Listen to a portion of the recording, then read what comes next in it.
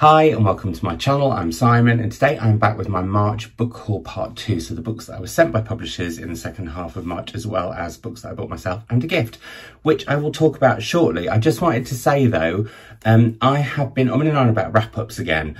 I didn't do wrap-ups from I think August to December last year, and I found them a little bit tricky again this year, but I want to break that spell because I like doing wrap-ups once I'm in the swing of it.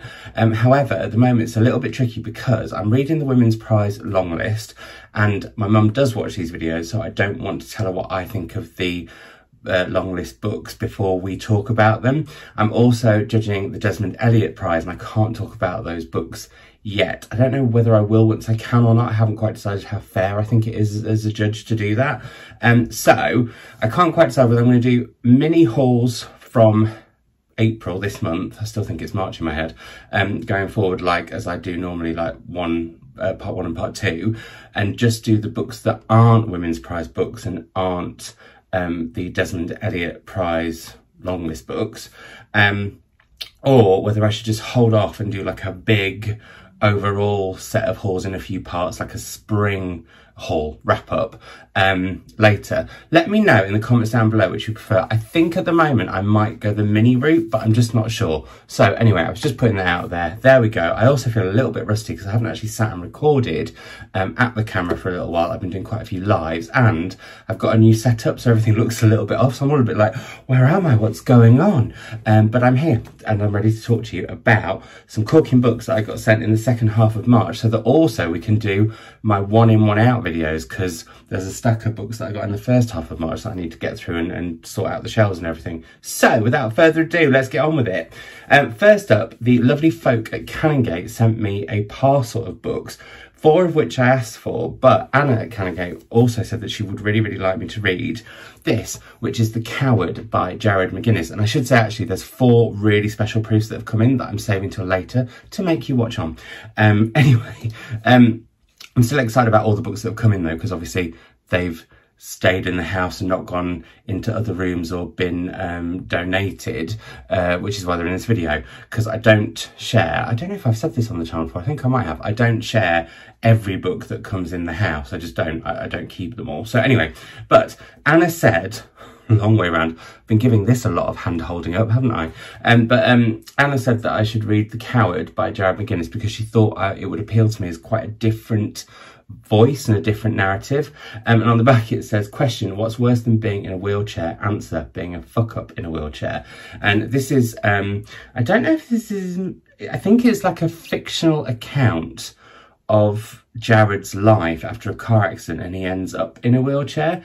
But I think he takes it in some quite dark routes in terms of the things that Jared thinks and the things that Jared says, and how some of the anger within Jared shows itself after that incident. So I think that's going to be really interesting. So yeah, I shall be reading this in due course. It's out in July. And I asked for, I really want to read more essays, and they had 2 essay collections by 2 writers that I've been keen to read works of anyway. And the first is Small Bodies of Water by Nina Mingya Powells. And these are just lots of, well, it says a poetic essay collection that blends memoir with powerful writing on the natural world, taking us from London to New Zealand, Shanghai to Malaysia, from the winner of the Nan Shepherd Prize. And she wrote a poetry collection, which I have on my shelves as well. And I think I've said this before, that I really enjoy reading poets when they write in other forms. That sounds really odd, I know, but it's just something that really appeals to me. So I wanted to get to this one. This is out in August. And then out in May is Kai Miller's Things I Have Withheld. And these are essays. Now, I have been meaning to read Kai Miller's August Town for ages. And actually, as you will see, there is another Kai Miller book in this selection. Yeah, and I'll sort of talk about why I got this, I asked for this, and why I got the other one, and how they sort of sparked each other off in my brain in a little bit. So yeah, I feel very ropey. I'm a bit like, I don't know what I'm doing. Penultimately, from Canongate, I got Tracy Thorn's latest non-fiction book, My Rock and Roll Friend, which is all about her friendship with, I want to say Lindy Goldstein, is that right? I don't think it is. Lindy Morrison, sorry, who was the drummer of the Go-Betweens. And it's how they built a rapport with each other as Tracy was getting into music, and how Lindy had been in music for a while, and how that friendship and almost like mentorship has lasted. I have loved Tracy Thorn's writing before, particularly her last book, which was all about what it was like to grow up in the suburbs as kind of a punk kid, and how like you didn't think you would be able to get anywhere apart from the suburbs. It was just brilliant. So yeah, I'm really looking forward to this. And last but certainly not least is a very rare proof. Apparently there's only like 15 or so of these. It's Ruth Ozeki's latest book, The Book of Form and Emptiness. I don't know anything about this. I don't want to know too much about this. I do quite like, and this is sometimes why I think I struggle with hauls and I go through books quite quickly, because I don't like to know too much about a book before I read it. I don't know, like, I don't know whether I should do a video around what is just enough to know about a book before I want to read it, or if that would be quite self-indulgent, but let me know if you'd fancy that. Anyway, so yeah, Ruth Ozeki's new novel, The Book of Form and Emptiness, is out on the 23rd of September, and I shall report back once I've read it. Then the lovely folk at W&N very kindly sent me the Reverend Richard Cole's latest memoir of love and loss, The Madness of Grief. Reverend Richard Cole's his husband died very suddenly, and this is about what it's like when that happens. And grief is something we don't talk about. I talked about this book in my April books I was most excited about. I'll link that video down below. And I think I said in that video that grief isn't something we talk about enough, and yet it's something that we are all going to experience if we haven't already experienced it, and I think it's something we shouldn't shy away from. And I'm really intrigued because at work we're working with some libraries who are doing, well, they're death positive libraries, and so yeah, that's just given me a real insight into something that I hadn't thought about as much, maybe. I know what I mean. So then from the lovely folk at One World, this is Build Your House Around My Body by Violet Cooper Smith, who will appear in this video again later, because this sounded so good. It's part puzzle, part ghost story, and part revenge tale, and that was kind of all I really needed to know. It's set over 2 different time periods in Vietnam, in 1986 and 2011, when 2 women disappear, and even though there's that gap between the 2 disappearances, something is very similar, and so it's how they interlink. This I think is going to be really fascinating. I just love this proof edition as well, with all the snakes. It's actually going to look like that, because I was thinking, is it really helpful, like when we get a proof, when we, royal we, but when booktubers are talking about proofs, I don't know if you would, I don't know if I was watching a channel and this was the finished edition, I would then connect to it mentally as being that book later on. Does that make sense, or am I once again overthinking? Who can say? I said I wasn't going to edit this video, but I went on such a massive tangent then, it was untrue. So the next 3 books are also from W&N, and they are books that they are republishing this year. So the first is Happy All the Time by Laurie Colwin. When I say republishing, I think they're books that sort of have been sort of forgotten, sadly, and shouldn't have been. And this is all about a man called Guido, who falls in love with women randomly in museums. However, when he falls in love with one woman, she falls in love with him back, and it's what follows on from there. That sounds brilliant. That's already out now. As is, or is just about to be, Toddler Hunting and Other Stories by Takeo Kono. That title alone is enough for me. I'm really looking forward to heading to this. I'm wanting to read a lot more short stories this year, and so this will definitely tick that box. And then I've seen Elizabeth McNeil rave about this, and I adore Elizabeth McNeil. She's a mate of mine, I should say, just for full disclosure, but I think she's an incredible writer, an incredible potter, and on top of all that, she's brilliant at not just recommending me books that I wouldn't normally try, but I know if she loves a book, I'm probably going to love it, and she absolutely loved Oh Caledonia, which has also got quotes from Maggie O'Farrell and Ali Smith on the front. It's by Elspeth Barker. I love that cover of A Doll's House. I don't know what it's about, and I just kind of want to go off the fact that I know that Elizabeth really enjoyed it, I know that sounds bonkers, and it's like I was saying about blurbs. Sometimes I don't need it. It's just that little idea that a book's going to be great, or somebody that I really trust really loving a book. That's enough. Now, another book that you can't really get much from the blurb about what it's about, but I would like to read it as I want to read more translated fiction. The cover is stunning, and it's about fabulous balls I was going to say it's sort of the bourgeoisie, but I don't always think I know what that word means. Anyway, moving on. It's The Mad Woman's Ball by Victoria Mass, and this is out in June and looks incredible, and I really, really need to up how many books in translation I read. In fact, actually, is this book going to be another book in translation? It is. Very exciting, because I'm really, really keen to get to this one. It's from Faber. It's out in June, and this is The Woman in the Purple Skirt by Natsuko Imamura. And this sounds really interesting. So it's about a woman in a purple skirt who is she lives in a world of her own. People around her feel like that about her. However, she feels like she might be being followed by somebody, and she is. But the tagline of this says at the end, this invisible observer isn't a stalker. It's much more complicated than that. And that just sounds brilliant. So I really, really want to get to this one in due course. And also it's a short, sharp read. So I'm looking at the moment for short, sharp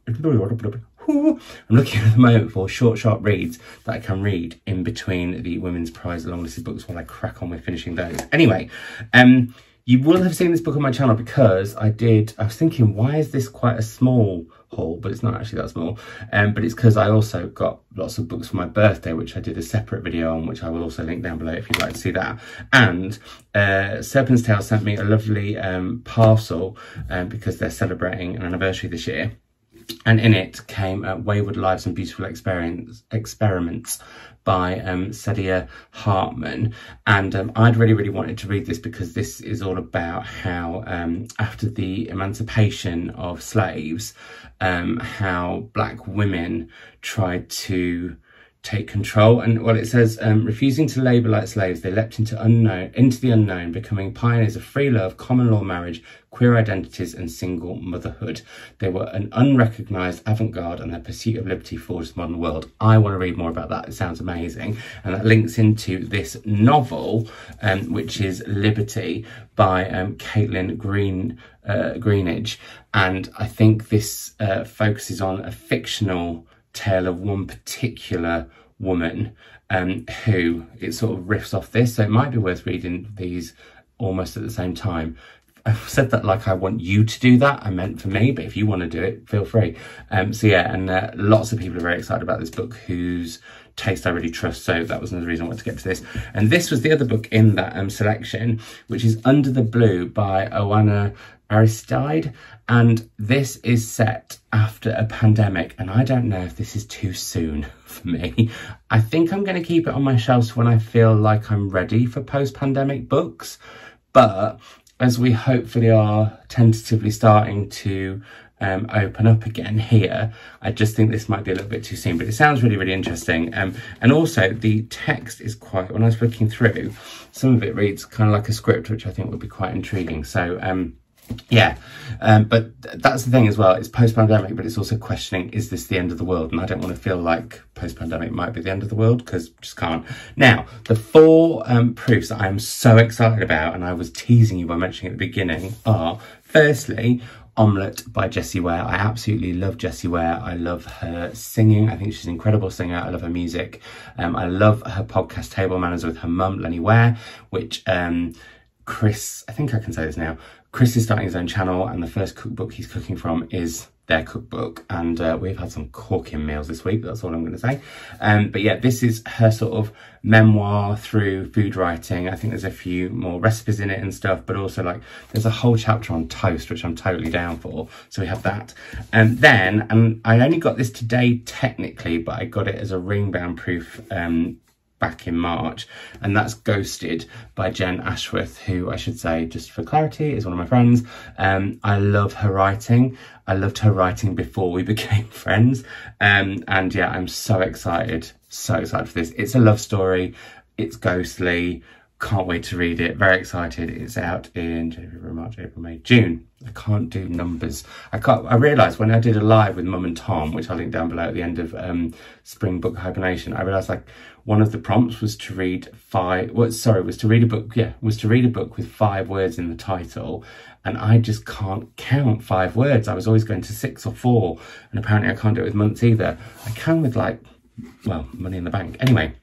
Then very, very excited for this, which is Mrs. England by Stacey Halls. I've absolutely loved both of Stacey's previous books, The Familiars and The Foundling. This I think is going to be right up my street again. All it says on the front is there is no such thing as a perfect family. I don't want to know anything. I just want to go into this blind and enjoy the story that's going to unfold, as I am this, which I'm very excited about. And I'm quite shocked I haven't read it already yet. I should say, sorry, Stacey Halls is out in June. But out in August is this, which this proof is so stunning. It is A Slow Fire Burning by Paula Hawkins. Don't want to know what it's about, just want to go into it and be surprised and thrilled by it, which I'm sure I will be. I absolutely loved Girl on the Train and really, really loved... Oh, I can see the cover and the words have just literally gone out of my brain. Why does that happen to me? Sorry. And sorry, Paula, if you see this. Into the Water. I could see a bluey, watery cover. I really enjoyed that too. I loved all the different perspectives. And yes, I'm very, very, very much looking forward to this.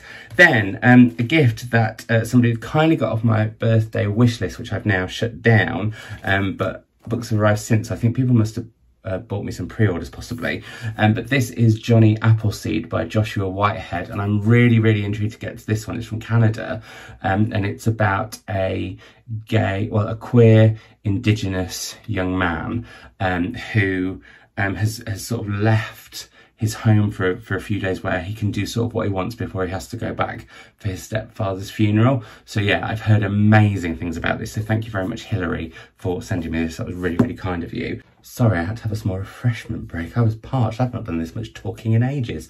On to books that I bought myself. The first of which is Kei Miller, the aforementioned Kei Miller's The Same Earth, which one of the characters in Caleb Azuma Nelson's Open Water, which I very much enjoyed, was reading this, and it sounded so good from what the character said about it. I went and looked at the blurb and I was like, this sounds amazing. And it's about a woman called Tessa who, well, I'm going to read you the blurb because this is what sold it to me. In the small Jamaican village of Watersgate, a thief stirs. No fewer than 3 pairs of Tessa Walcott's panties have gone missing. When Imelda Richardson suggests forming a neighbourhood watch to curb the crime wave, she couldn't possibly have foreseen the trouble it would lead to from Pastor Braithwaite, from Evangelist Millie, and from God himself. As a hurricane hits Watersgate, the river swells and floods Imelda's house, and she leaves the village armed with one small suitcase and an angry heart. Though not for the first time, Imelda's first exodus had been to a cold, unfamiliar England, to the home of Ganja Gang rebel Perlita Johnson, and into the arms of fake northerner Ozzy. It just sounds amazing from that blurb. I don't normally read blurbs, I know, but that was why I got this. So yeah, really, really excited for this one. As I am the Last Night at the Telegraph Club by Melinda Lowe, and this is set in the 1950s in America. And again, this was a proof. It was a cover spot. Gaze the Word were talking about this, and then it was a book. It is a book. Well done, Simon. It was also a blurb by. So this is a weird video actually, because I've talked about how sometimes I don't like to know about blurbs at all, and then other times I really, really do. There we go. Anyway, this is about a 17-year-old Lily who can't remember exactly when the question took root, but the answer was in full bloom the moment she and Kathleen Miller walked under the flashing neon sign of a lesbian bar called the Telegraph Club. America in 1954 is not a safe place for 2 girls to fall in love, especially not in Chinatown.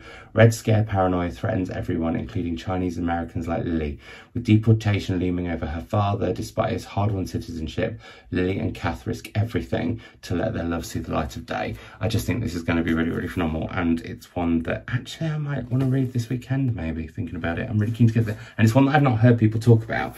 One that I have heard talked about on Sophie's channel, which I'll link down below, was when she was getting her lovely, lovely partner to pick her books for her, and they talked about this, which is What's Left of Me Is Yours, and by Stephanie Scott. And the reason I was so drawn to this was it's set in Japan, I think, and there's this industry that it's based on true story, or based on it's based on something that really happens, and there's this industry which is called the Wakasei, which is somebody who is hired by one spouse to try and have an affair with the other to see if they will or not, and possibly to create divorce proceedings. So yeah, now this takes that story and it makes it even more extreme because there's a murder involved. But I just thought that whole thing about sort of this industry within Japanese culture I'd never heard of, that's so sort of dark and sinister, was so fascinating. So yeah, I would really, really like to read this. So thank you, Sophie, from Portland the Pages, for that one. And this is a book I've been recommended loads and loads and loads because I love Rebecca. It's House of Glass by Susan Fletcher. Now, I can't remember what tipped me over the edge. I think it was a comment from one of you lovely lot who said that I would absolutely love it, and I thought, right, I'm going to give it a go. So I'm going to give it a go. Again, I don't want to know too much about it, or polar opposite of what I was saying earlier, but yeah, I'm really, really looking forward to getting to that one in due course. Now, I mentioned earlier Violet Cooper-Smith and her novel about the two Vietnamese women who are murdered decades apart, and it all interlinks and is part revenge tale, part ghost story, part thriller. This is her short story collection, and when the publisher sent me the information and would I like that one, and I was like, oh yes, I thought, oh, just going to have a look. And the short stories in this sound really incredible. They sound both a little bit other, but also really insightful into Vietnamese life. So yeah, I'm really, really keen to get to this. Sadly, it's arrived a little bit, but never mind, I shall love it nonetheless. Then I've already read this, slight spoiler for my one in, one out, The Hill We Climb by Amanda Gorman, which was the inaugural poem. I think that's all I need to say, but I really, really wanted to support her and this poem and everything she stands for, and I'm very excited for the collection that she's got coming. Then for I don't know if you guys have seen it, but there is a prize for Caribbean fiction called the Booker Prize, and I've seen it about on Instagram, and I was going to buy like all the books that were, it runs a little bit like the Costa in the fact that there's like non-fiction, poetry and novels, and I think Love After Love and The Mermaid of Black Conch were in the novels category. So I was interested anyway, and I've said that I want to read a lot more Caribbean literature of all kinds. So I bought myself the shortlist when it was announced on Instagram.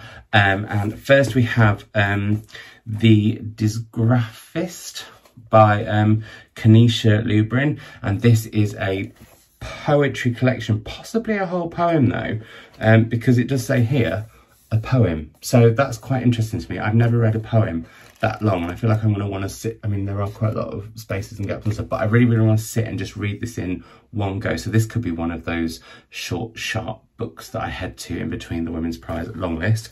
And then the winner of the fiction category was These Ghosts Are Family. That's what you try and do when you're reading sideways, and all the letters start to merge. These Ghosts Are Family by Maisie Card.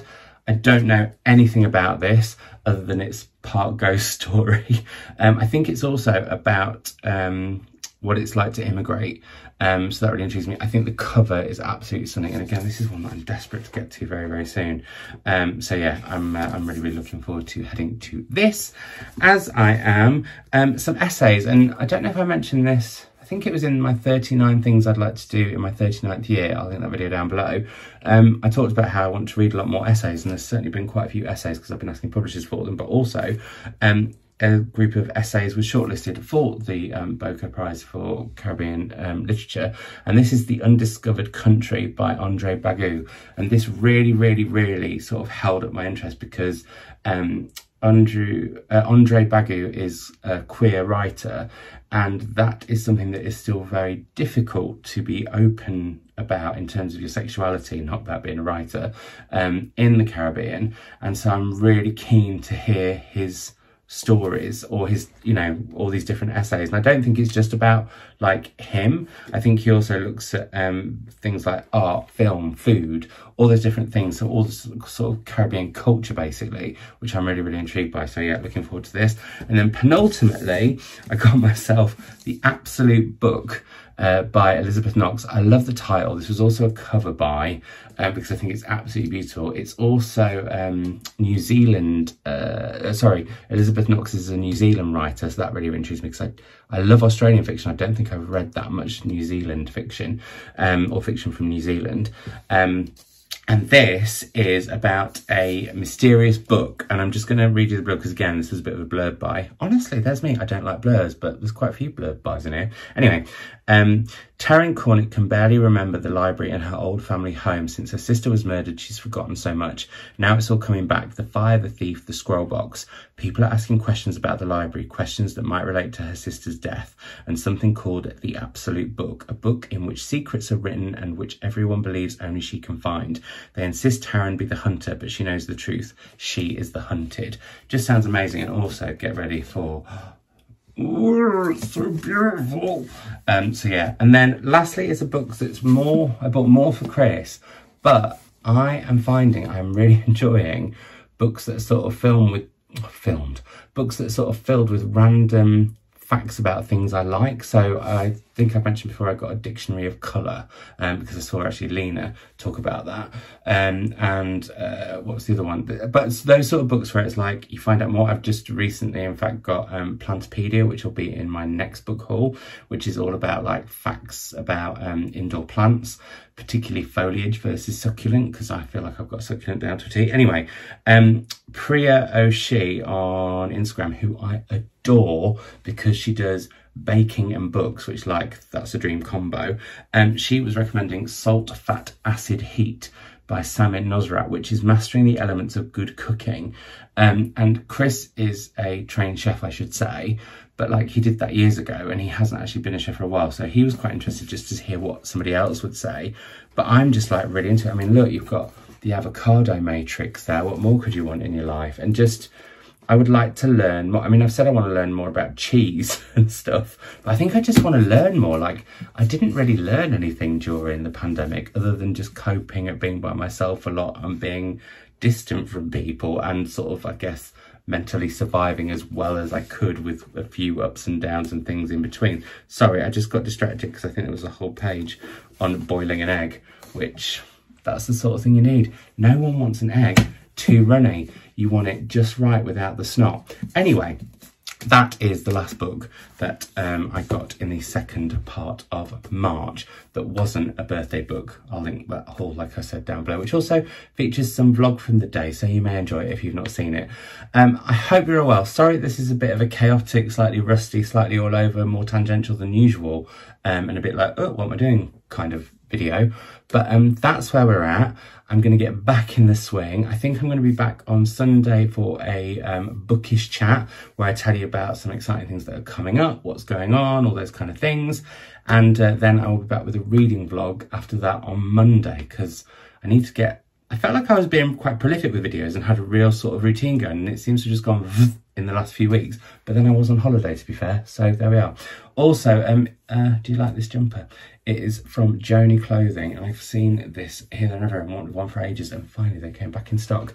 Not an ad, just I bought this for myself, but I'll link that down below too in case you're interested. Anyway, on that note, avid readers, I will speak to you all soon. Bye.